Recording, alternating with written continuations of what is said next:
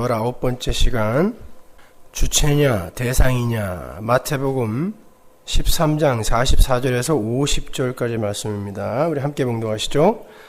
천국은 마치 밭에 감추인 보화와 같으니 사람이 이를 발견한 후 숨겨두고 기뻐하여 돌아가서 자기의 소유를 다 팔아 그 밭을 샀느니라.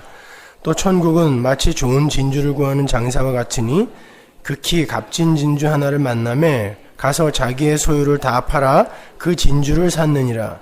또 천국은 마치 바다에 치고 각종 물고기를 모으는 그물과 같으니 그물에 가득함에 물가로 끌어내고 앉아서 좋은 것은 그릇에 담고 못된 것은 내어 버리느니라.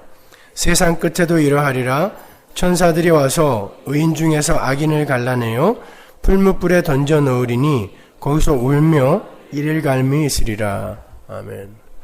제가 목소리가 오늘은 좀 많이 나아졌는데 급격히 체력이 소진이 되다 보니까 목소리가 확 가버렸어요. 그래서 여러분이 귀를 쫑긋 기울이고 잘 들으시지 않으면 오늘 잘 못 듣습니다. 게다가 오늘은 내용이 조금 어려워요. 오늘은 여러분이 이 철학적 사유를 좀 하셔야 돼요. 설교를 뭐 맨날 이렇게 어렵게 들어야 되느냐 이렇게 생각하시면 안 되고요. 여러분들 그 어렵게 공부한 것이 머릿속에 오래 남는다는 거 아세요? 제가 옛날에 미국에 오기 전에 제 친구가 그 가수 매니저 하는 친구들이 몇 명 있었는데 그때 코요테라는 아이들이 고등학생이었을 거예요 아마. 그 아이들 노래를 가르쳐 달라 그래서 제가 또 친구가 부탁하는데 그래서 이 지도를 한 적이 있어요. 그리고서는 음악 녹음실에 가갖고 녹음을 할 때 제가 하나하나를 다 찝어가지고 그 완전히 애들을 달달 볶았거든요. 그때 애들이 그냥 갔어요 집에. 그런데 그렇게 해서 녹음한 노래는 다 떴어요.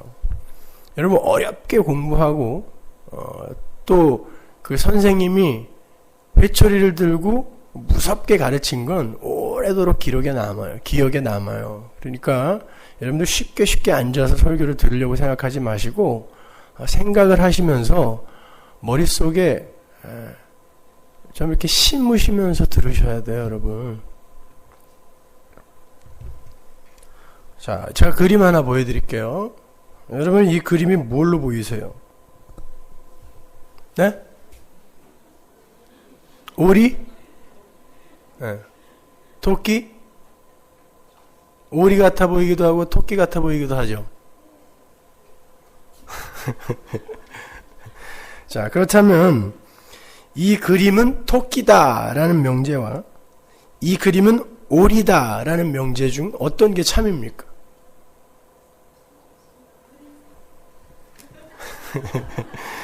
어떤 관점으로 보느냐에 따라 둘 다 참일 수도 있고 둘 다 거짓일 수 있죠. 이렇게 인간의 직관과 심지어 이 사유까지도요, 각자의 세계관이나 그가 처한 상황이나 환경 등에 의해서 각기 다른 모양으로 인식이 되고 표출이 되기도 해요. 언어도 마찬가지예요. 20세기 분석 철학, 언어 철학의 최고봉이라고 할 수 있는 비트겐슈타인은요, 위에 이 토끼 오리 그림을 예로 들어서 제가 그분의 책에서 뽑아온 거거든요. 인간의 언어는 그 자체에 참과 거짓의 명제적 본질을 갖고 있지 않은 것이라고 그의 후기 철학에서 주장을 했어요. 그 비트겐슈타인의 책은 딱 2권밖에 없어요. 근데도 현대 철학을 완전히 뒤집어 엎은 사람입니다. 언어의 의미는 명제 속에 고정되어 있는 게 아니라 구체적인 사용의 맥락 속에서 정해지는 것이다라는 그런 말이에요. 예를 들어서 누군가가 어떤 물건을 보고 참 아름답다라고 그 대상의 의미를 명제화했을 때에 그와 다른 삶의 흐름 속에 들어있는 누군가가 추하다라고 그 대상의 의미를 명제화할 수 있다는 거예요. 따라서 언어는 그 담지자의 진짜 본질을 하나의 명제로 담아낼 수 없는 거예요. 보는 사람의 세계관에, 관점에 따라 그 의미가 달라질 수 있기 때문에.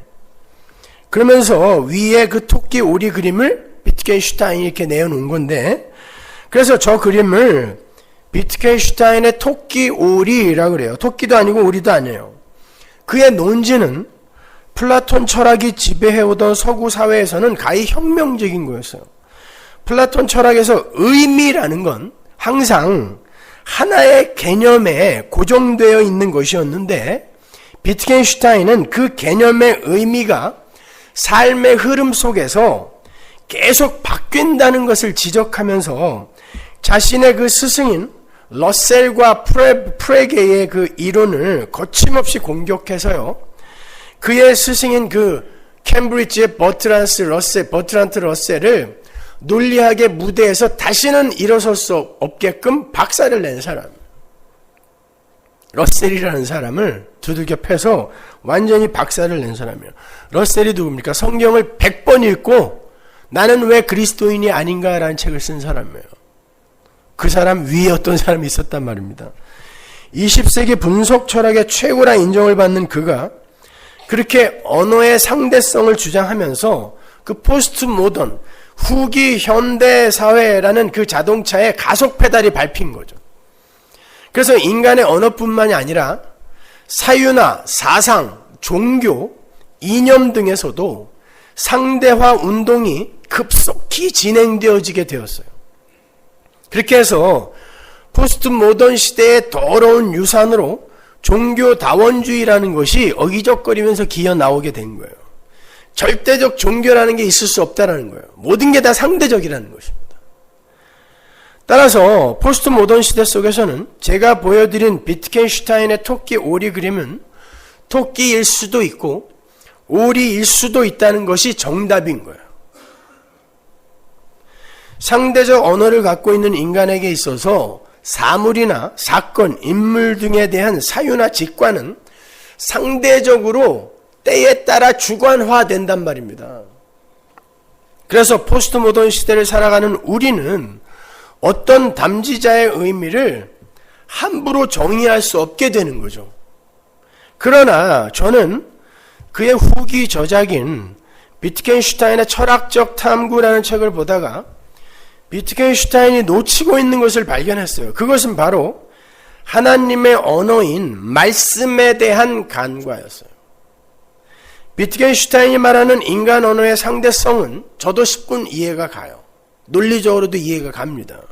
그러나 인간 중에는 성도라는 구별된 무리가 있고 그들에게는 특별한 언어가 주어졌어요. 절대적인 언어가 주어져 있단 말입니다. 그 하늘 백성들에게 주어진 상대화될 수 없는 절대 언어, 절대 명제가 있는데 그것이 바로 복음이에요. 말씀입니다. 그리고 그 하늘의 절대 언어에 의해서 이 세상 모든 것들은 절대적 의미를 가질 수 있게 되는 거예요. 이 세상 모든 인간들이 야 이건 아름다울 수도 있고 추할 수도 있는데 이건 참일 수도 있고 거짓일 수도 있는데 이렇게 헷갈리고 있을 때에 하나님 나라의 절대 언어를 갖고 있는 하나님 나라의 백성들은 그것의 진짜 본질을 알 수 있는, 분별해낼 수 있는 눈을 갖게 된다는 뜻입니다. 그는 그걸 몰랐던 거죠. 데살로니가전서 2장 13절 보세요. 이러므로 우리가 하나님께 쉬지 않고 감사함은 너희가 우리에게 들은 바 하나님의 말씀을 받을 때에 사람의 말로 아니하고 아니란 말이에요. 사람의 언어 아니란 말이에요. 하나님의 말씀으로 받음이니 진실로 그러하다. 이 말씀이 또한 너희 믿는 자 속에서 역사하느니라. 살아있는 절대적인 어떤 말이, 언어가 있다는 뜻이에요.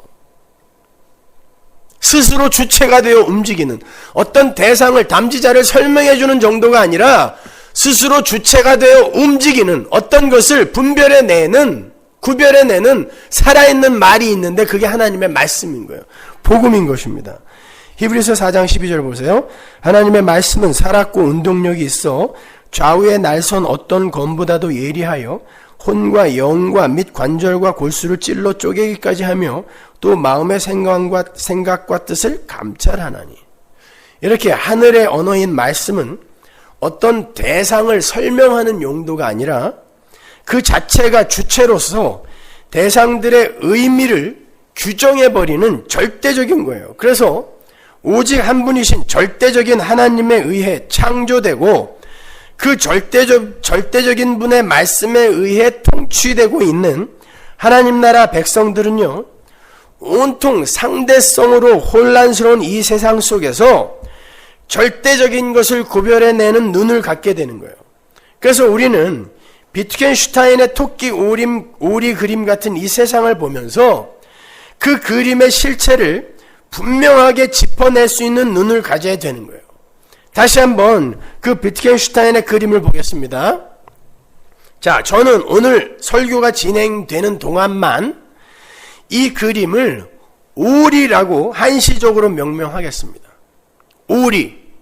우리 중국 선교 갔을 때 오리고기 한번 먹어봤는데 우리 아이들이 너무 좋아해서 오리라고 하기로 한 거예요. 예? 오리. 기억해 두세요. 오리예요. 이 오리를 역사와 인생의 실체라고 가정해 보잔 말이에요. 근데 이 오리를 토끼로 보는 어떤 무리들이 있다라는 것입니다. 그 둘을 오늘 대조를 할 거란 말이에요. 자, 지금부터 이 그림의 본질은 오리예요. 잊지 마세요. 근데 이 상대적 세상에서 오리라는 이 세상의 실체를 전혀 다른 토끼로 착각하며 사는 사람들이 있으니 그들이 바로 세상이에요. 그들은 세상의 본질을 헛갈리는 정도가 아니라 완전히 반대로 이해를 합니다. 마태복음 11장 25절 보세요. 그때 예수께서 대답하여 가라사대 천지의 주제이신 아버지여 이것을 지혜롭고 슬기 있는 자들, 선악과 따먹고 선악을 알아버린 자들이란 뜻입니다. 지혜롭고 슬기 있는 자들, 선악을 아는 자들, 죄인들이란 뜻이에요. 숨기시고 어린 아이들에게는 나타내심을 감사하나이다. 옳소이다. 이렇게 된 것이 아버지의 뜻이니이다. 내 아버지께서 모든 것을 내게 주셨으니 아버지 외에는 아들을 아는 자가 없고 아들과 또 아들의 소원대로 계시를 받은 자 외에는 아버지를 아는 자가 없느니라. 보시다시피 예수님의 소원대로 계시를 받은 자 외에는 아버지와 아버지의 뜻, 쉬운 말로 이 세상의 실체와 존재 목적을 전혀 알지 못한다는 거예요. 그 말은 성도 외의 모든 인간이 이 세상을 토끼로 본다는 뜻입니다. 아무도 못 알아본다는 뜻이에요. 오직 성도만 이 세상을 오리로 볼 수 있다는 거예요. 그 실체를 분별해낼 수 있다는 거예요. 그 말은 성도와 세상의 세계관은 완전히 반대란 뜻이란 말입니다. 에베소서 1장 8절 보세요. 이는 그가 모든 지혜와 총명으로 우리에게 넘치게 하사, 우리는 교회예요. 성도. 그 뜻의 비밀을 우리에게는 알리셨으니 곧 그 기쁘심을 따라 그리스도 안에서 때가 찬 경륜을 위하여 예정하신 것이니. 이걸 성도에게만 알리셨다는 거예요. 이렇게 성도에게만 지혜와 총명이 임하여 세상의 본질을 알게 되는 거예요. 그렇다면 세상이 토끼라고 오해하고 있는 그 오리라는 본질을 갖고 있는 이 역사와 인생의 실체는 과연 무엇인가? 여러분은 그걸 알고 있는가 한번 오늘 되짚어 보시란 말입니다. 그리고 이 역사와 인생은 도대체 어떻게 해서 선악과를 따먹은 아담들에게 토끼로 오해되고 있는 것인지 한번 오늘 살펴보잔 말이에요. 먼저 후자의 질문부터 해결을 하고 전자의 질문으로 넘어갈게요. 먼저 여러분이 한 가지 숙지해 놓으셔야 할 단어가 있는데 그건 주체라는 단어예요. 주체. 오늘 설교 제목이 뭐예요? 주체냐 대상이냐요? 주체. 주체란 단어의 일반적 개념은요, 어떤 단체나 물건의 주가 되는 것, 주인공이 되는 것, 또 사물의 작용이나 어떤 행동의 주가 되는 것, 주된 것이 되는 것, 그리고 주체의 그 철학적 개념은 실제하는 어떤 객관에 대립하는 의식하는 주관이란 뜻이에요. 주체. 객관으로 실제하는 어떤 거에 대립하는 의식하는 주관을 주체라고 한단 말이에요. 법률적 개념으로는 다른 쪽에 대하여 의사나 행위를 미치는 쪽, 영향력을 미치는 쪽, 이걸 주체라고 한단 말이에요. 북한이란 국가에서의 주체 개념은 주체 사상 아시죠?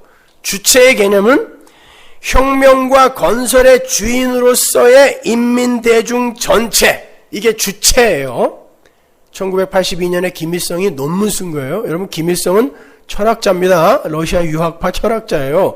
그냥 머리 뿔 달린 괴물로들 알고 있는데, 칼 막스가 그러했듯이 김일성은 대단한 철학자였습니다. 여러분, 김정일이가 개판이어서 그렇지. 그가 논문을 썼는데 주체사상에 대한 논문을 82년에 썼단 말이에요. 물론 이 주체라는 개념들이 각 단체와 상황화에 따라 달리 정의될 수 있으나 기본적인 중심 어구는 타인에게, 어떤 대상에게 영향을 미칠 수 있는 주인이라는 개념이에요. 그게 주체예요. 주체. 이해가 가시죠? 주체, 주인공. 주인이란 개인이든 단체든 국가든 세계든 어떤 사상과 생각과 행동이 타인에게 지대한 영향력을 미치는 주체, 이걸 주인이라고 하잖아요. 주체와 주인은 같은 맥락에서 이해를 할 수 있는 거예요. 주체. 근데 중요한 건 인간은 언제 어디서든 절대 주체자로 설 수 없는 피조물이라는 거예요. 이게 중요한 거예요. 선악과를 따먹기 전에 인간은 하나님께 온전히 순종하며 살아야 하는 절대 의존적 존재였어요. 그걸 객체, 대상이라고 그래요. 다른 말로 인간은 하나님 앞에서 객체로 존재해야 된다는 말이에요. 그 대상을 움직이는 게 바로 하나님이라는 주체여야 돼요. 이게 하나님 나라의 창조 질서예요. 그러니까 원래 인간은 하나님이라는 주체에 의해서 대상으로, 객체로 창조가 되어서 그 주체이신 하나님의 뜻에 의해 움직여져야 하는 존재인 거예요. 근데 인간이 선악과를 따먹고 스스로가 주체성을 가지게 되었고요. 자신이 주체가 되어서 하나님을 객체로 밀어내리는 반역을 한 거예요. 우리가 국민학교, 중학교, 고등학교 때 국민교육 헌장 이런 거 배우면서 이 주체성 확립에 대한 걸 너무 많이 배워갖고 이게 왜 나쁜 건가 자꾸 이렇게 착각들을 하는데, 나쁜 거예요. 이게 인간은 주체성을 갖고 사는 존재가 아니라니까요. 그렇게 인간이 하나님을 객체로 밀어내리는 반역을 하고 객체로서의 그 하나님을 주체인 자신의 유익에 동원을 하는 자들이 돼버린 거예요. 주객이 전도됐다란 말이 그 말인 거예요. 주체와 객체가 전도된 거죠. 그렇게 해서 이 세상의 주체의 자리를 꿰차고 앉은 아담들은 제일 먼저 자기 둘레에 성을 쌓고 국가를 형성했죠. 가인이 제일 먼저 한 게 뭐예요? 성 쌓은 거잖아요. 에녹성. 국가가 생기는 거란 말이에요. 말이 국가지, 인간이 세우는 국가는 잘하는 이기적 세상을 말하는 거라 그랬죠. 그게 국가예요. 그래서 인간의 국가 형성 과정을 보면 인간의 자아 형성 과정과 똑같아요. 그래서 국가는, 인간이 속한 국가는 바로 나예요. 여러분, 월드컵 기간 동안에 이젠 져가지고 더 이상 월드컵을 볼 일이 없어졌죠? 잘 됐어요, 아주. 월드컵 기간 동안에 우리 조국 대한민국은 우리에게 좀 더 색다른 어떤 귀중한 존재로 각인이 되었죠. 그게 나이기 때문에 그래요. 그 국가 안에, 그 국가가 어떤 경쟁 대상과 다투는 동안에는 그 국가 안에 내가 투사되기 때문에 애국심이 굉장히 고취되는 것처럼 보이지만 월드컵 끝나니까 어때요? 아무 생각 없죠? 이 순사기꾼들. 근데 무슨 우리 조국 대한민국, 천만의 말씀. 나예요, 나. 내가 이기고 싶어서 보는 거예요. 그렇게 자기의 국가를 형성한 인간은 육축을 치는 자, 수금과 퉁소를 잡은 자, 동철로 각양 날카로운 기계를 만드는 자 등의 영웅을 만들어내고, 이게 가인의 후예죠. 창세기 4장. 만들어내고 그들을 중심으로 인간의 주체 자리를 공고하게 다지죠. 그게 인간의 역사예요. 그래서 인간들이 영웅을 그렇게 좋아하는 거예요. 영웅. 대통령도 영웅이어야 되고, 축구선수도 영웅이 있어야 되고, 하여튼 영웅이 있어야 돼. 교회 안에도 영웅이 있어야 돼. 왜? 인간이 주체인 곳에서 사는 자들은 반드시 인간 영웅이 필요해요. 거기에 자신을 투사해야 되거든요. 그게 인류의 역사예요. 그래서 인간은 역사의 주체를 자기 자신으로 여기면서 사는 거예요. 모든 인간은 이 역사의 주인공이 자기라고 믿고 살아요. 그런 인간들에게 이 역사와 인생은 자기들의 유익을 위한 것, 즉 토끼, 세상이 잘못 오해하고 있는 역사와 인생의 모습이 토끼예요. 그 토끼로 오해되어질 수밖에 없는 거예요. 그런데 절대적인 하나님의 뜻, 진리, 말씀, 그 묵시가 창세 때부터 이 역사와 함께 했죠. 창세기 1장에서 하나님이 가라사대라는 말씀이 나오잖아요. 하나님이 말씀하시대예요. 말씀하시는데 천지가 창조가 되는 건 하나님의 말씀이 창세 때부터 있어 왔다라는 거예요. 그걸 좀 더 구체적이고 가시적으로 설명하고 있는 게 요한복음 1장이란 말입니다. 말씀이 육신이 되어 이 땅에 내려오는 거. 자신들이 역사의 주체가 되어서 자기 자신 이외의 모든 것을 대상화, 객체화하여 사는 이들에게 창세 때부터 절대의 진리인 말씀이, 그 예수가 함께 계신단 말이에요. 예수님은 2000년 전에 오신 분이 아니란 말입니다. 예수님은 하나님이세요. 그래서 이 우주와 역사가 창조될 때부터 역사와 함께 하시는 분이에요. 그게 하나님이 가라사대라는 말입니다. 그런데 아무도 그 예수를 못 알아봐요. 근데 그 말씀이신 예수를 알아보고 영접하는 자들이 있으니 그들이 바로 하나님의 자녀들이라는 거예요. 그 요한복음 1장에 나오잖아요.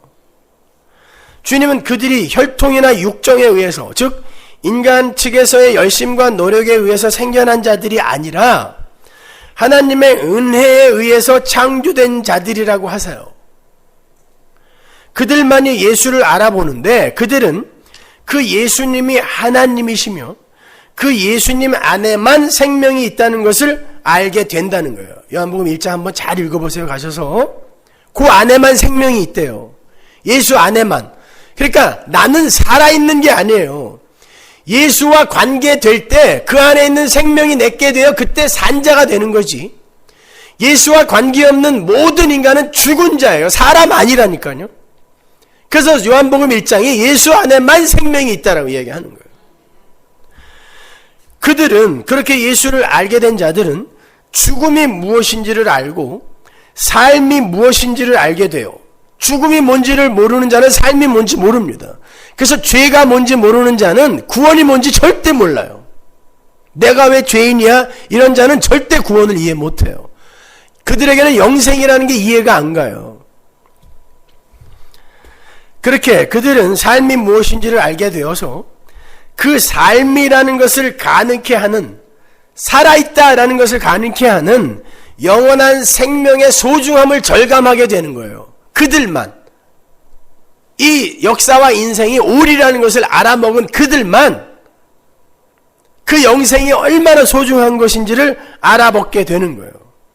그래서 그 생명의 본체이신 예수님을 주체의 자리로 다시 올려드리고 자신들은 그분의 은혜를 받아야 하는, 생명을 받아야 하니까 대상, 그 객체의 자리로 밀어내리는 거예요. 그걸 자기 부인이라고 하는 거예요. 그들의 눈에만 우리라는 이 세상의 실체가 보여요. 지금부터 잘 들어보세요.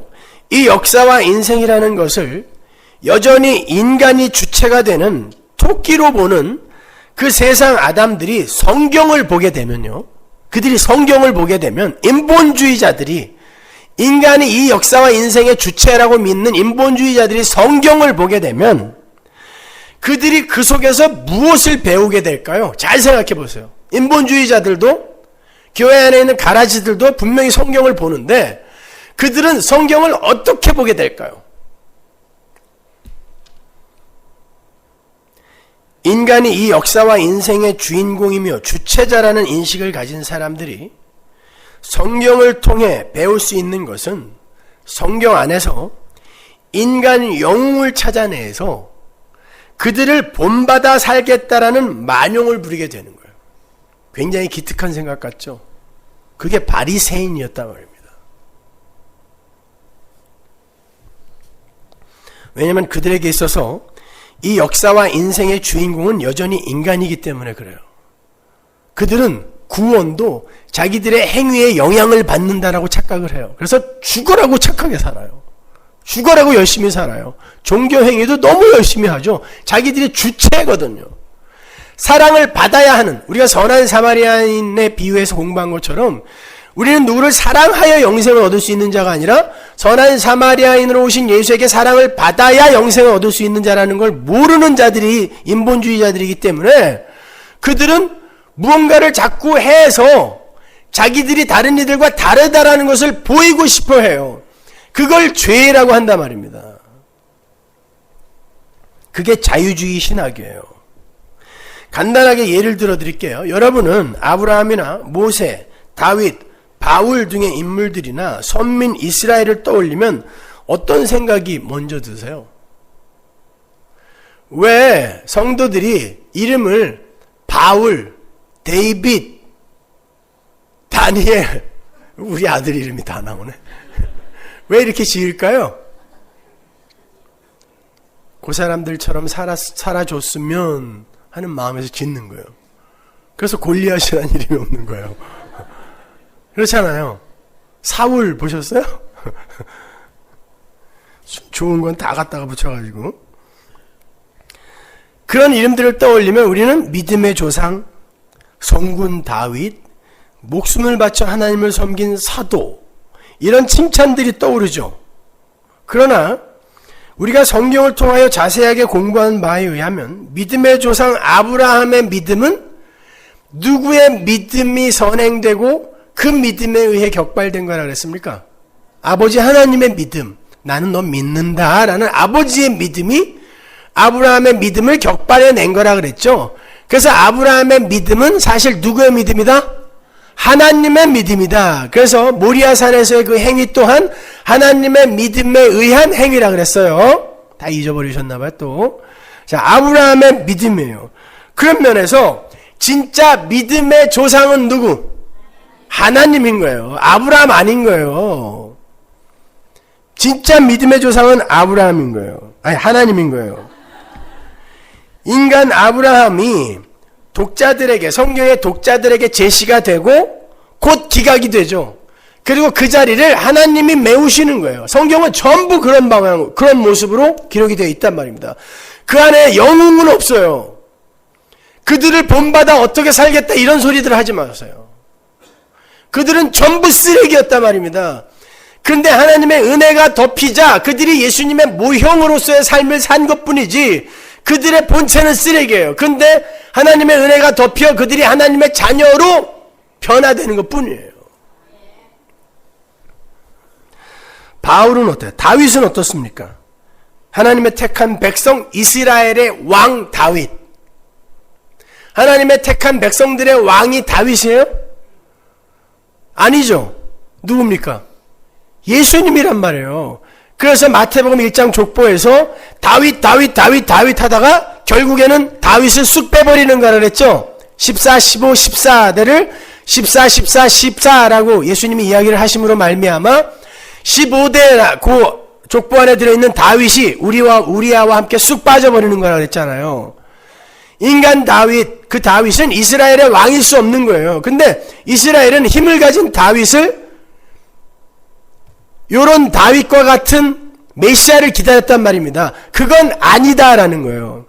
그래서 다윗이 사울보다 더 엄청난 죄를 짓는 게 성경에 기록되고 다윗이 기각이 되고 그 자리를 예수님이 이스라엘의 진짜 왕인 예수님이 테이크오버 하시는 거예요. 메우시는 거예요. 바울 마찬가지예요. 바울은 나는 율법으로 완전한 사람이다 그랬어요. 흠이 없는 사람이다. 근데 로마서 10장 보면 뭐라 그래요? 내가 율법에 열심이었으나 나는 그 열심으로 하나님의 일을 오히려 회방했다 그러잖아요. 하나님의 뜻을 모르고 오히려 회방했다. 그리고 결국 그의 율법을 향한 열심이 살인을 저지르죠. 근데 로마서 10장 4절 5절에서 뭐라 그래요? 그 율법의 완성자는 예수님이다 그러잖아요. 그러니까 바울이라는 존재가 성경에 딱 던져지고 바울이라는 존재는 기각이 되어버려요. 그리고 그 자리에 예수님이 들어가는 거예요. 진정한 사도는 예수예요. 그러니까 이렇게 이스라엘도 마찬가지죠. 하나님의 택한 백성 이스라엘. 그래서 그들이 애굽에서 빠져나와 홍해를 건너 가나안으로 들어가는데 이스라엘은 가나안에 들어갈 때까지 죄를 짓고 가나안에 들어가서도 죄를 지었어요. 그럼 진짜 선민은 누구란 뜻이에요? 고린도전서 10장 2절. 이스라엘이 구름과 바다에서 모세에게 속하여 세례를 받았다 그랬죠. 그러니까 모세 안에 들어가서 이들이 구원받은 거란 뜻은 모세 하나만 하나님이 택한 거란 뜻이라고 했어요. 근데 모세는 누구의 모형? 예수의 모형. 그러니까 하나님의 택한 선민은 누구? 예수란 말이에요. 모세는 누구예요? 예수. 그러니까 이렇게 성경은 어떤 인간 영웅들을 제시하여 그들을 본받아서 착하게 영웅답게 살아라가 아니라 너희들은 왜 실패할 수밖에 없는가를 보여주고 그들의 자리를 대신 메우는 예수를 꼭 붙들으라고 우리에게 주어진 거란 말입니다. 그리고 그 전체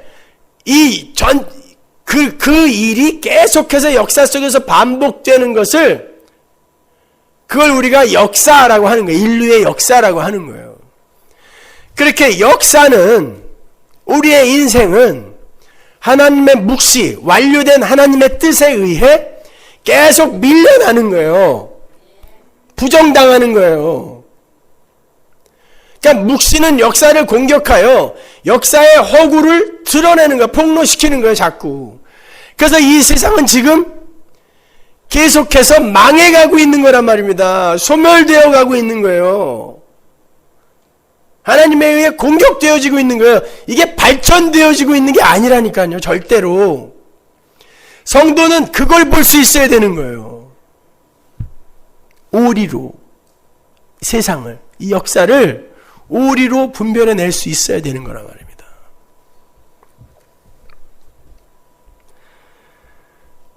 자, 예수님께서 산상수훈을 말씀하시면서 너희는 먼저 그의 나라와 그의 의를 구하라 라고 말씀하셨죠. 근데 그게 되든가요? 여러분 솔직히 여러분 먼저 그분의 나라와 그분의 의를 구하고 계세요? 아니잖아요. 여기 서머나교회니까 솔직해지셔야 돼. 아니죠. 내 나라와 내 의를 먼저 구하잖아요. 내 착함 먼저 챙기죠. 내 의예요 그거.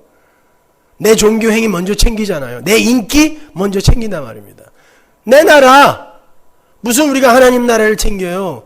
내 나라 챙기잖아요. 내 나라 세우려고, 내 나라 이기게 하려고 밤을 새워서라도 월드컵 응원하잖아요. 예배하러 와서는 다 자고.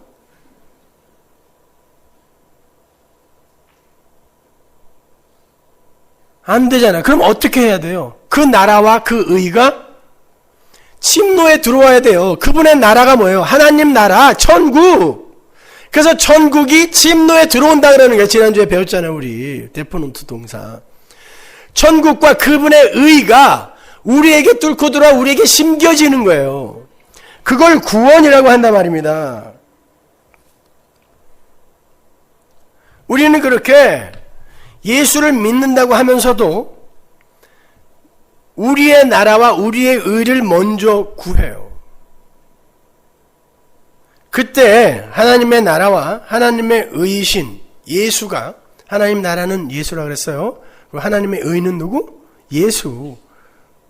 그 예수가 그 먼저 세워진 인간 나라와 인간의 의를 덮쳐서 폭로시키고 부순 후에 예수로만 세워진 하나님 나라와 예수님에 의해서만 완성되어질 수 있는 하나님 나라의 의를 확인시켜주는 거예요. 너네는 안 되지? 내가 그 자리에 내 나라를 세울 거야. 이거 보여주는 걸 역사라고 한단 말이에요. 그게 성도의 인생이기도 한 거예요.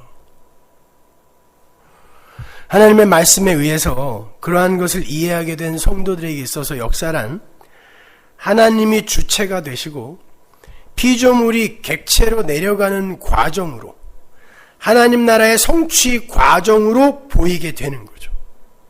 역사와 인생의 본질은 그 이상의 것도 그 이하의 것도 아니에요. 역사는 묵시에 의해 완료된 하나님 나라의 뜻에 의해 부정당하고 하나님 나라의 그 뜻, 그 진리가 진짜 진리라는 게 확 드러나는 게 역사란 말입니다. 다른 거 아무것도 없어요. 역사를 이런 거시적 안목으로 보게 되면 여러분이 역사 속에서 겪는 조그만 사건들은 그건 아무것도 아닌 거예요. 사실은. 거기에 너무 연연하지 마세요. 너무 매달리지 마세요, 여러분. 그러한 이들에게 있어서 자신들은 이미 역사의 주체가 아닌 객체가 되었기 때문에 인간의 역사가 가치와 힘으로 합의해 놓은 것들에게서 조금씩 마음을 거둘 수 있게 되는 거고, 그렇게 됨으로 말미암아 자신들이 주체로서 추구하던 이 세상 가치나 재화의 소유 등에 의해서 일희일비하지 않을 수 있는 자가 되는 거예요. 내가 주체가 아니고 내가 원하는 것이 진짜 진리가 아니며 진짜 보화가 아니라는 것을 알기 때문에 그래요. 그래서 그들에게 있어서 진짜 중요한 것은 예수라는 보화 속에 들어있는 생명이기 때문에 그 생명을 보장받은 자들로서 어떤 환경 속에서도 하나님의 통치를 기꺼워하는 천국을 살 수 있게 되는 거예요. 그렇게 하나님의 통치에 의해서 역사와 인생의 주체의 자리에서 내려가게 되는 과정과 완료의 지점을 이 세상 속에 들어와 있는 천국, 하나님 나라라고 하는 거고, 영혼 속에 완료되어 있는 천국이라고 하는 거예요. 그래서 지난주에 이 세상 속에 천국은 어떻게 들어와 있다? 겨자씨로, 누룩으로 들어와 있다. 보잘것없는 모습으로 들어와 있다라고 이야기한 것입니다. 자, 그러니까 이 세상 속에 들어와 있는 천국은 인간의 역사가 합의하고 정의해 놓은 재화나 힘을 많이 소유하고 자신이 원하는 소원이 다 성취가 되는 식으로 나타나는 것이 아니라 인간들이 세워놓은 자아라는 국가가 부정되고 해체되는 방식으로 나타나게 되는 것이며, 성도는 그 속에서 자신을 침노해 들어오신, 그리고 자기를 부정해 가시는 하나님 나라, 즉 그 예수를 감사함으로 영접하게 되는 거고요. 그러한 하나님의 통치를 기뻐하게 되는 거예요. 그게 세상 속의 천국인 거예요. 아니, 영혼 속에서도 천국은 바로 그 모습으로 나타나야 돼요. 하나님의 하나님 되심이 피조물을 장악하여 하나님의 뜻대로 이끌어 가시는 곳, 그곳이 천국인 거예요. 우리는 이 세상 속에서 우리의 야망과 비전과 소원과 인기와 평판과 힘 등을 부정당하면서 오직 영생만이 우리의 보화임을 인정하는 자로 지어져 가는 거예요. 그게 천국을 사는 성도의 삶이고, 그게 역사 속에서의 천국의 실체인 거예요. 그러나 자신이 주체의 자리에서 여전히 버티고 앉아있는 이들의 천국은 자신이 원하는 것이 모두 성취가 되고 자신이 원하는 환경이 완전하게 구비가 된 화려한 곳, 그런 곳이 천국이 되는 거예요. 그러니까 천국에 가면 70명의 미녀들이 수종을 들고 자기가 원하는 게 언제든지 뿅뿅 나타나고, 그리고 이 세상에서는 보도 듣지도 못한 화려한 집과 가구들이 우리를 기다릴 것이다. 이슬람교인들이 믿고 있죠. 그래서 자살도 서슴지 않는 거예요. 그들은요. 자살 폭탄 테러도. 그게 잘못된 천국관이란 말입니다, 여러분. 그들이 지금 이 세상을 토끼로 보고 있는 거예요. 거두절미하고 이 역사와 인생의 본질은 선악과를 따먹은 아담들의 국가와 그들의 의가 부정당하면서 하나님이 세우신 하나님 나라와 하나님의 의가 오롯이 서는 것이에요. 그러함에도 인간은 그들이 선악과를 따먹고 역사의 주체를 자신들의 국가와 자신들의 의를 여전히 포기하지 못하고 이 역사와 인생을 오해하고 있는 것은요, 그들이 선악과를 따먹고 역사의 주체를 혼돈한 데에서 기인한 거예요. 자, 이 두 가지 질문에 대한 답이 다 됐죠? 어렵지 않죠, 여러분? 조금 어려워도 그냥 들어두시면요, 먼 훗날 이해가 가실 날이 오실 거예요. 아니면 다음 주 설교를 듣다가, 아, 지난주에 말씀이 이거였구나, 이렇게 이해가 되실 수도 있을 거예요. 그런 적 많으시죠? 잘 들어두세요. 지금까지 들으신 이야기를 머릿속에 잘 두시고 오늘 본문으로 가보시면 아주 쉽게 그 의미를 이해하실 수가 있어요. 그래서 제가 그 어려운 비트겐슈타인을 다 읽고 몸이 이 지경이 된 거죠. 마태복음 13장 44절 보세요. 천국은 마치 밭에 감추인 보화와 같으니 사람이 이를 발견한 후 숨겨두고 기뻐하여 돌아가서 자기의 소유를 다 팔아 그 밭을 샀느니라. 여기서 주님은 천국을 밭에 감추인 보화라 그래요. 천국이 뭐다? 밭 주인? 아니면 보화를 찾은 사람? 여러분, 그런 것들을 주의 있게 보셔야 되는 거예요. 누구? 보화예요. 감추어진 보화. 그게 천국이란 말이에요. 근데 재밌는 건 그 보화를 발견한 사람의 행동이에요. 그는 밭에서 보화를 발견하자마자 보화를 숨겨두고 집으로 돌아가서 그 소유를 다 팔아서 그 밭을 삽니다. 그 칭찬받을 만한 일인가요? 무조건 성경에 나오는 사람은 다 칭찬하려고 하니까 이런 걸 놓치는 거예요. 그게 칭찬받을 만한 일입니까? 원래 그 보화의 주인은 밭의 주인이잖아요. 도둑놈 아닙니까 이거? 원래 그 보화는 밭 주인 거란 말입니다. 그렇다면 정직하게 그 주인에게 가서, 적어도 천국을 발견한 사람이라면 정직하게 주인에게 가서 당신 밭에 보화가 있는데 내가 어림짐작해 보건대 그 가치가 이 정도는 되는 것 같소 해서 내가 그 밭과 보화의 가격을 이렇게 맞춰 갖고 왔으니까 그 밭과 보화를 나에게 파시오. 아니면 보화만 팔던가. 그래야 적어도 이솝 우화 정도의 도덕과 윤리는 챙길 수 있는 거 아닙니까? 근데 뭐예요, 이 사람이? 발견하자마자 얼른 숨겨두고 혹시 주인이 알까봐 돌아가서 주인 몰래 그 밭을 사버린 거예요. 그게 옳은 일이냐고.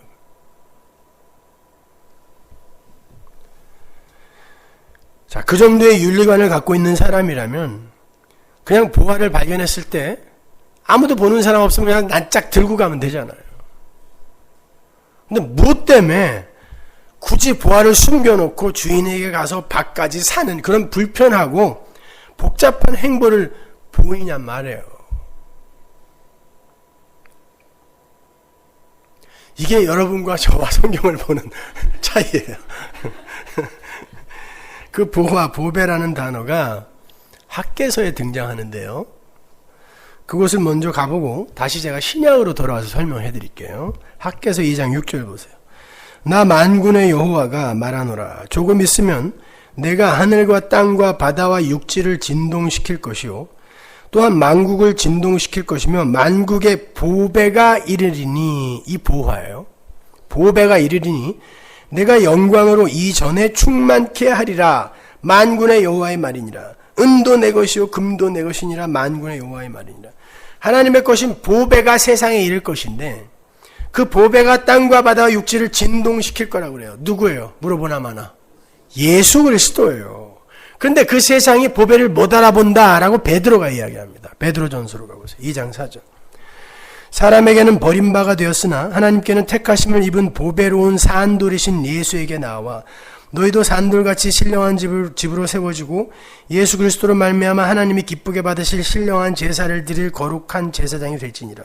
경에 기록하였을 때 보라 내가 택한 보배롭고 요긴한 모퉁이 돌을 시온에 두노니 저를 믿는 자는 부끄러움을 당치 아니하리라 하였으니. 근데 요한복음 1장에서는 뭐라 그랬어요? 아무도 못 알아보더라 그랬죠. 그러므로 믿는 너희에게는 보배이나 보화이나 믿지 아니하는 자에게는 건축자들의 버린 그 돌이 모퉁이의 머릿돌이 되고 또한 부딪히는 돌과 거치는 반석이 되었다 하니라. 저희가 말씀을 순종치 아니함으로 넘어지나니 이는 저희를 이렇게 정하신 것이라. 오직 너희는 택하신 족속이요 왕같은 제사장이요 거룩한 나라, 하나님 나라라는 거예요. 우리가 그의 소유된 백성이니 이는 너희를 어두운 데서 불러내어 그의 기이한 빛에 들어가게 하신 자의 아름다운 덕을 선전하게 하려 하심이라. 하나님이 보내신 진짜 보배가 세상 사람들에게는 오히려 거치는 돌이 되고 거치는 반석이 되더라는 거예요. 왜냐하면 그분을 보배로, 그분을 반석으로 받아들이게 되면 내가 보배로 살았어요. 여태까지 세상 사람들은. 나라는 보배가 부인되는 거 아니에요. 그분이 보배라는 걸 인정해버리면.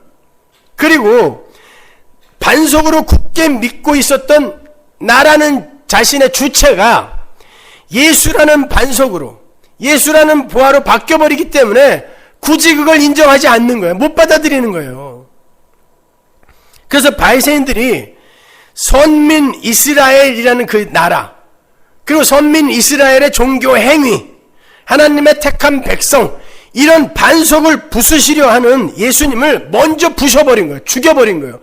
따라서 반석이, 보배가 그들에게는 거치는 반석이 되고 거치는 돌이 되는 거예요.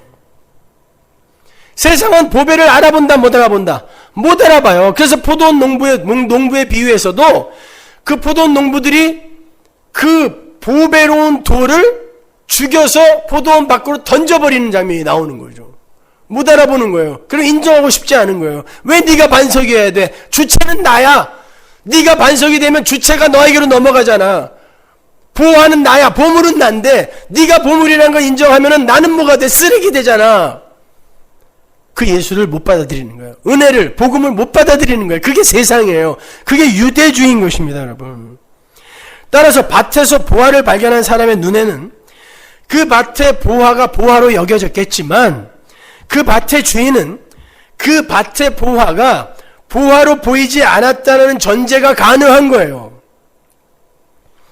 그래서 어차피 보화를 보화로 여기지 않는 사람에게 굳이 그게 보화라고 설명을 하지 않고 그냥 밭만 사버린 거예요. 왜 밭까지 샀는지는 제가 조금 이따 설명해 드릴게요. 그건 단지 저의 추론이 아니에요. 밭에 감추인 보화의 비유 바로 아래 무슨 비유가 붙어 있어요? 진주장사의 비유가 붙어 있잖아요. 그 비유가 바로 거기에 대한 설명인 거예요. 그래서 그게 붙어 있는 거예요. 보세요. 45절. 또 천국은 마치 좋은 진주를 구하는 장사와 같으니 극히 값진 진주 하나를 만남에 가서 자기의 소유를 다 팔아 그 진주를 사느니라. 여기도 다 팔고 위에서도 다 팔았어요. 그러니까 이걸 같은 비유로 착각들 하는데 천만의 말씀, 완전히 다른 비유예요. 여기에서는 천국이 진주, 보화, 진주가 아니라 진주를 구하는 장사예요. 그렇잖아요. 위의 비유에서는 보화가 천국이라면 아래의 비유에서는 보화를 구하는 장사가 천국이란 말입니다. 근데 주님께서 천국을 말씀하시면서 천국은 진주를 구하는 장사인데 그 진주 장사는 극히 값진 진주를 만나면 자기 소유를 다 팔아서 그 진주를 산대요. 우린 조금 전에 하나님의 은혜가 가입하지 않으면 이 세상 그 어떤 인간도 진짜 하늘의 보화를 보화로 구별해낼 수 없다는 걸 확인했어요. 근데 그 진주 장사는 진주를 발견했고 진주를 발견하자마자 자신의 모든 소유를 다 팔아서 그 진주를 샀단 말이에요. 밭의 보화의 비유에서는 천국이 누구다? 보화인데 그 보화는 누구? 예수. 근데 지금 아래의 비유에서는 천국이 진주장사죠? 그럼 진주장사는 누구? 예수란 말이에요. 그럼 이해가 가시죠? 예수님이 보화 같은 요한계시록의 그 보물들이 다 누구라 그랬어요? 성도라 그랬잖아요. 녹보석, 금보석, 황옥, 벼구, 이게 다 성도란 말이에요. 천국이 보석으로 되어 있는 게 아니라 천국에서 빛나는 성도가 보석이란 말이에요. 진주장사인 예수님이 하나님의 보석을 발견하자마자 자기의 목숨까지 모든 소유를 다 털어 팔아 그 진주를 사는 게 십자가잖아요. 그 구원에 의해 구원받은 자가 밭에 감추어져 있는, 세상에 감추어져 있는 보화로 들어와 있는 천국인 예수를 발견할 수 있다는 거예요. 그런데 그가 밭을 함께 사버렸다는 것은, 밭은 세상이에요. 그 위에 나와요. 그 세상을 함께 사버렸다는 건 모든 소유를 다 팔아서, 이 세상 사람들은 그들의 추구 목적이 모든 소유죠. 나라는 주체에 주체라는 이 반석을 공고히 다지기 위해 세상 사람들은 소유를 쌓는 걸 목적으로 살잖아요. 근데 이 소유를 다 팔아 밭을, 세상을 샀다라는 건 더 이상 이 세상의 목적이 이 소유가 아니게 된다는 뜻인 거란 말입니다. 생각해 보세요. 이 사람의 목적은 보화였지 밭이 아니었어요. 밭 사서 거기다 열심히 농사 져갖고 많은 소출을 내야지가 목적이 아니었단 말입니다. 근데도 밭을 샀다라는 건 하나님께서 그렇게 보화를 발견하게 만든 자들은 반드시 모든 소유라는 것을 목적으로 하지 않고 이 세상을 하나님의 보화가, 예수가 담긴 천국으로 보게 된다는 뜻인 거예요. 그래서 그렇게 다소 말도 안 되는 비도덕적인 이야기 같은 모양이 밭에 감추인 보화의 비유에 드러나 있는 것입니다. 그냥 무조건 동화책이 있는 수준으로 성경을 이해하려고 하시면 안 돼요. 역시 예수 그리스도와 십자가가 그 비유의 주제인 거예요, 여러분. 그렇게 진주장사이신 예수님의 은혜에 의해서 보화로 발견된 자들은 영생의 수여자이신 예수 그리스도, 보화를 알아보게 되어서 자신의 나라와 자신의 의를 버리고 오직 그분의 은혜만을 의지하는, 그분의 나라와 그분의 의만을 꼭 붙들게 된다는 말이에요. 그래서 이 세상의 실체를 우리로 분명하게 자각하게 되는 거예요. 지금 사도신경 강의 책이 왔는데 여러분 그 책을 꼭 처음부터 끝까지 완벽하게 공부하세요. 그것만 여러분이 다 숙지해 두고 계셔도 오늘 제가 설명하는 거 금방 다 알아들을 수 있어요. 그런데 그냥 듣고 잊어버리고 이러니까 저도 계속 힘이 빠지고 여러분은 점점 더 어려워지고 이렇게 되는 거예요. 아니에요. 월드컵에 보인 열정에 10분의 1만 진리를 탐구하는데 보여보세요.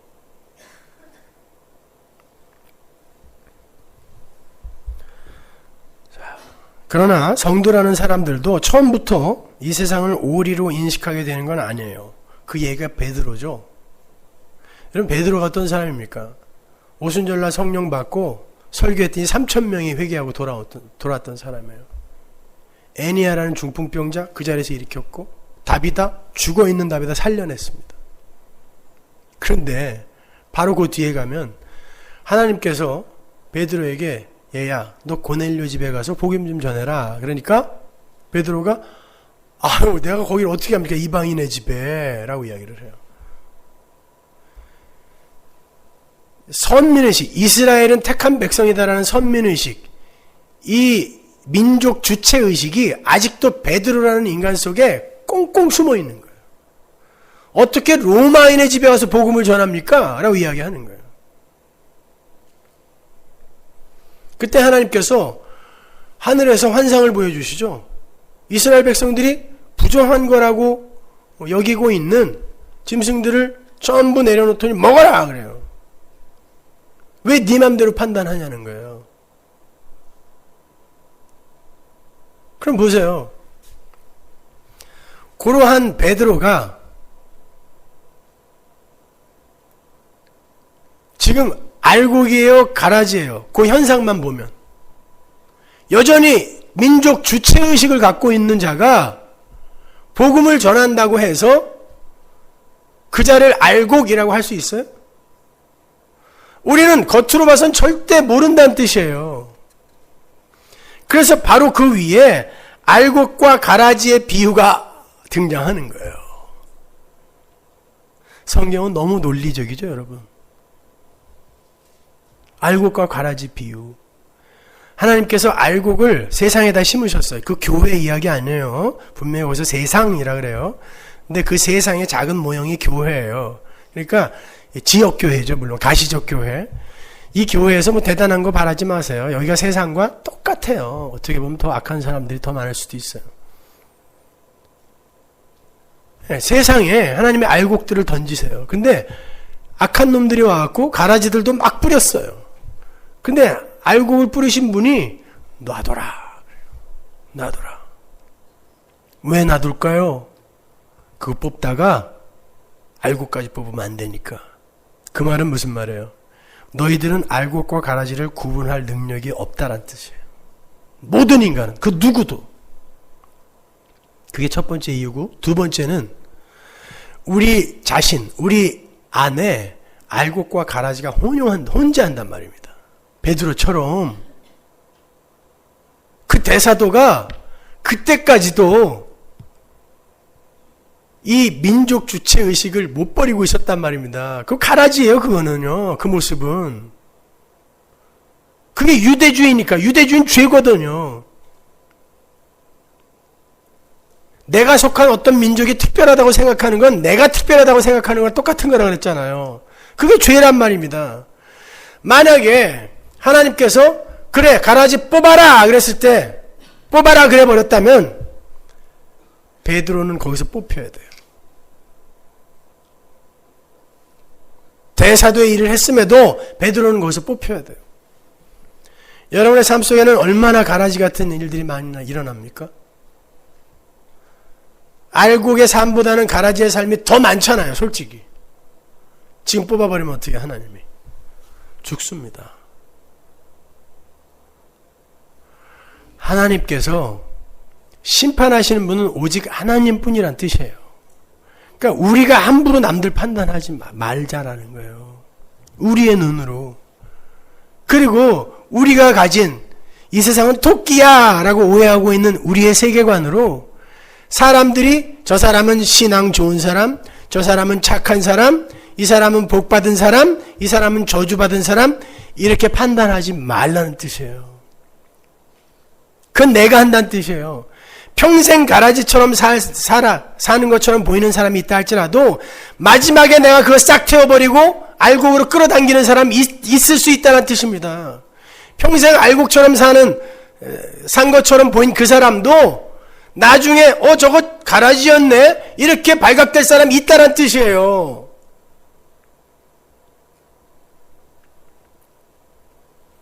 그렇게 우리는 이 세상 속에서 계속 부인되어지고 해체되어지는 과정을 겪는 존재들일 뿐이에요. 근데 뭐가 우리가 이 세상에서 뭐 그렇게 대단한 소원과 야망과 비전을 이루려고 그래요?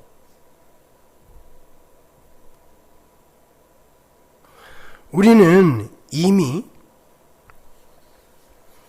하나님의 심판의 그물 안에 갇혀있는 자들이에요. 그래서 오늘 본문 마지막이 그물 안에 갇혀있는 고기들로, 물고기의 비유들로 마무리가 되는 거예요. 보세요. 47절 보세요. 또 천국은 마치 바다에 치고 각종 물고기를 모으는 그물과 같으니 그물에 가득하며 물가로 끌어내고 앉아서 좋은 것은 그릇에 담고 못된 것은 내어 버리느니라. 세상 끝에도 이러하리라. 천사들이 와서 의인 중에서 악인을 갈라내어 풀무불에 던져 넣으리니 거기서 울며 이를 갈미 있으리라. 이건 전도에 대한 내용이 아니에요. 일단 뭐 다 긁어 모아서 나중에 목사님이 설교해갖고 좋은 고기 나쁜 고기 가른다 이거 아닙니다. 분명히 심판에 대한 이야기라고 나와 있잖아요. 그죠? 풀무불에 던져 넣는다고. 그러니까 이 세상에 들어와 있는 천국은 어떤 거다? 좋은 고기 나쁜 고기가 다 어부의 그물 속에 들어있는 거예요. 거기서 빠져나갈 수 있는 고기는 있다 없다? 없어요. 그리고 그 안에서 좋은 고기가 나쁜 고기로, 나쁜 고기가 좋은 고기로 그들의 노력 여하에 따라 바뀔 수 있다 없다? 없어요. 예정, 선택, 편애, 이렇게 우리가 그 안에 다 들어있는 거예요. 이미 우리는 하나님의 그물 안에 들어있어요. 딱 올리는 그 순간이 심판의 날이에요. 그리고는 그 그물의 주인이신 하나님이 갈라버리시는 거예요.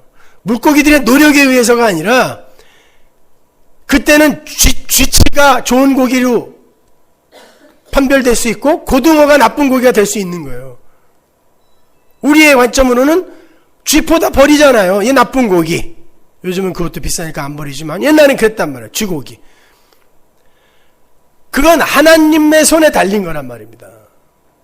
그걸 알아먹는 거예요. 그러면 그 그물에 갇혀있는 좋은 고기들은 나는 어떻게 해서 좋은 고기가 되었는가만 알고 가면 되는 거예요. 어떻게 해서?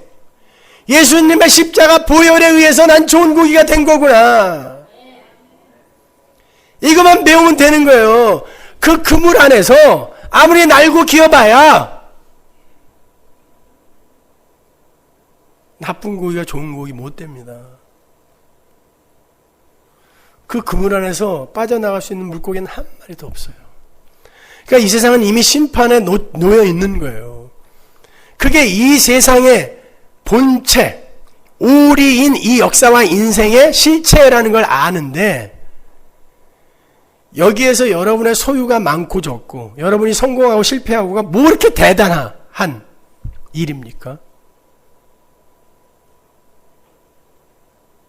역사와 인생을 토끼로 잘못 보고 있으니까 그게 그렇게 큰 문제가 되는 거예요.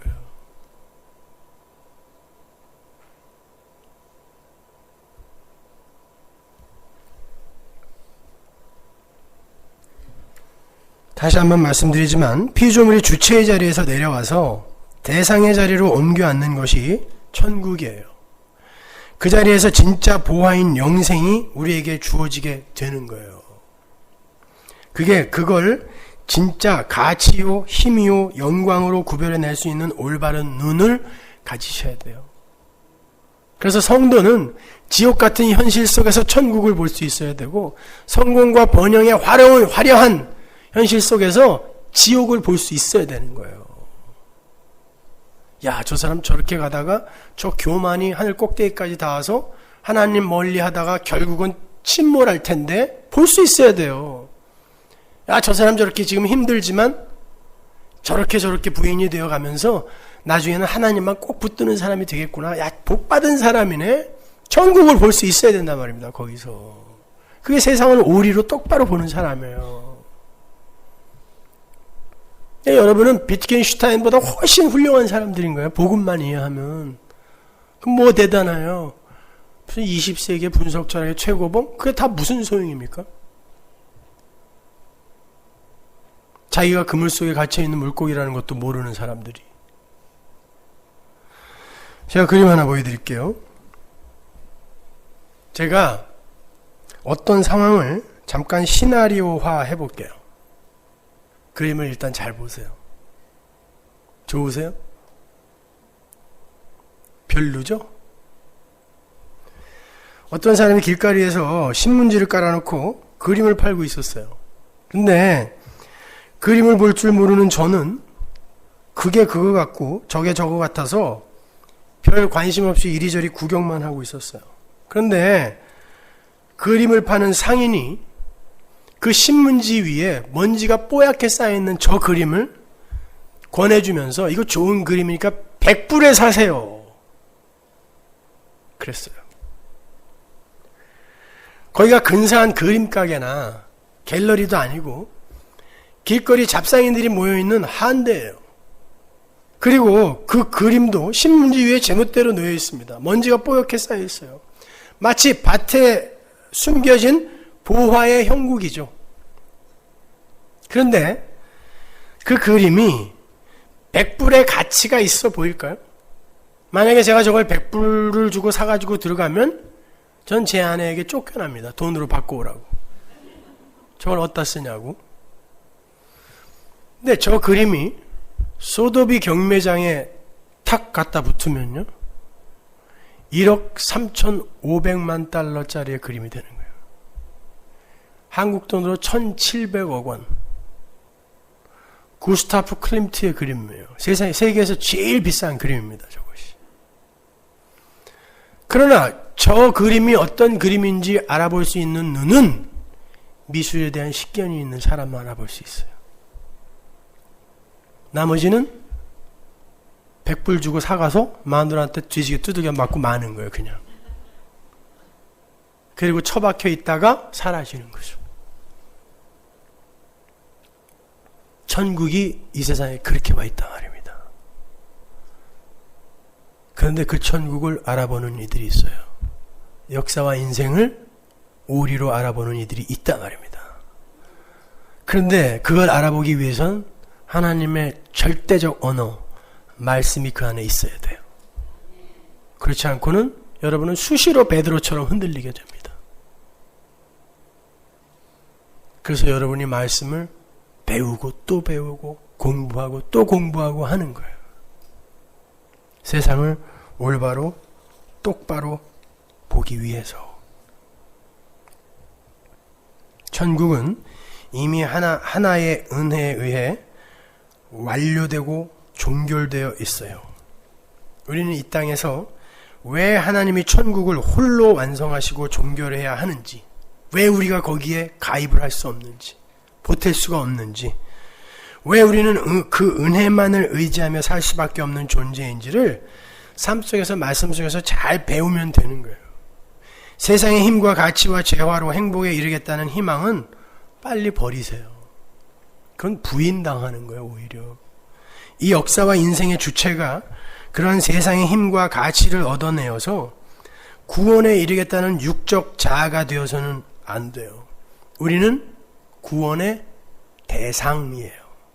객체란 말입니다. 주체의 자리에서 빨리 내려오시란 말이에요. 우리는 묵시에 의해 공격당하는 역사일 뿐이에요. 나 자신도. 넌 아니야. 예수가 진짜야. 그들이 진짜 복음을 아는 거예요. 이건 사활을 걸 만큼 중요한 거예요. 여러분이 이해하고 있다라고 착각하지 마시고 다시 한번 되새겨보세요. 진짜 이걸 아는지. 아니면 죽는다니까요. 전도서 2장 1절 보세요. 나는 내 마음에 이르기를 자 내가 시험적으로 너를 즐겁게 하리니 너는 낙을 누려라 하였으나 본즉 이것도 헛되도다. 내가 웃음을 논하여 이르기를 미친 것이라 하였고 희락을 논하여 이르기를 저가 무엇을 하는가 하였노라. 여러분, 우리는 이 세상에서의 힘과 가치와 재화의 획득, 인기와 평판의 획득을 통하여 웃음과 희락과 행복을 얻으려고 하죠. 근데 성경은 뭐라 그래요? 이 세상 웃음은 미친 짓이라는 거예요. 다 헛된 거네. 미친 짓이네. 월드컵 보면서 얼마나 좋았어요. 끝나고 나니까 뭐가 남았어요, 여러분 안에.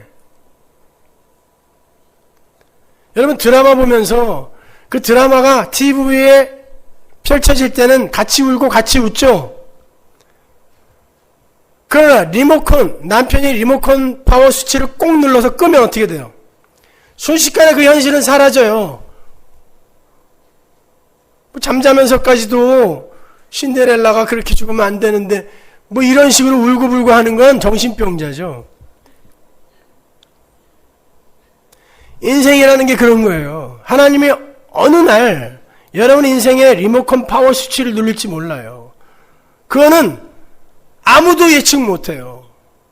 하나님이 그 파워 스위치를 딱 누르면 여러분의 인생은 TV에 펼쳐지던 드라마처럼 삽시간에 싹 사라지는 거예요. 근데 그것들을 목적 삼아 우리는 그 속에서의 웃음과 행복과 기쁨을 목적으로 삼아 산다니까요. 곧 그렇게 스위치에 눌려짐과 함께 사라질 그 인생과 역사를 목적 삼아 산다 말입니다. 그거 아닌 거예요, 여러분. 진짜 가치는 여러분의 인생의 리모컨 파워 스위치가 딱 눌려졌을 때 이 내 안에 들어와 계신 예수라는 생명에 의해 활짝 웃는 웃음, 그것으로 인한 행복, 그게 진짜 보화인 거예요. 진짜 보물인 거예요. 그걸 배우시는 거예요. 그리고 하나님의 말씀을 통하여 그 사실을 자꾸 명료하게 껍질을 까서 인식하시는 거예요. 그걸 신앙생활이라고.